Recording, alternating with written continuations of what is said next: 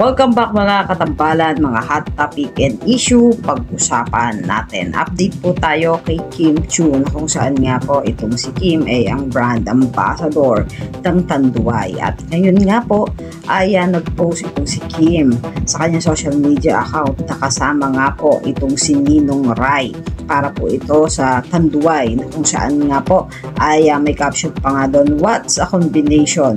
Churi na nakalagay po doon, nakasama nga po itong si Ninong Ry. Makikita naman doon sa pinost nitong si Kim na nagtitimpla siya ng alak kung saan nga ay nagba-bartender itong si Kim.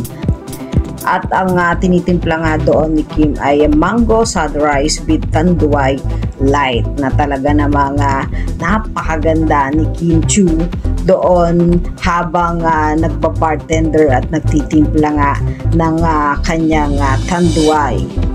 At ang pagsasama nga po ni Kim Chiu at ni Ninong Ry ay ito nga po ay Churipi collab with Kim Chiu and Ninong Ry para sa Tanduay Ninong Ry collab. Thank you Tanduay PH. Yan po yung post nitong si Kim Chiu sa kanyang social media account. Bukod nga po sa ginawang pagbabartender at pagtitimpla nga ni Kim ng kanyang napakasarap na Tanduay, makikita naman doon yung ibang mga post nitong si Kim Chiu na talaga namang napakaganda ni Kim sa suot niyang pulang dress at yung mga post nga po niya doon sa beach na talaga namang kahanga-hanga nga itong si Kim dahil nga sa ganda nga ng katawan nitong si Kim at napakaganda nga ni Kim doon sa post niya na nakaupo nga doon sa may bato at talaga namang lutang na lutang talaga ang kagandahan ng isang chinita princess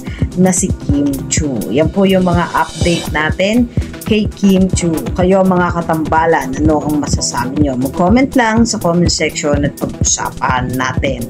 Yan ang mga hot topic and issue dito lamang sa Tambalang Chiki.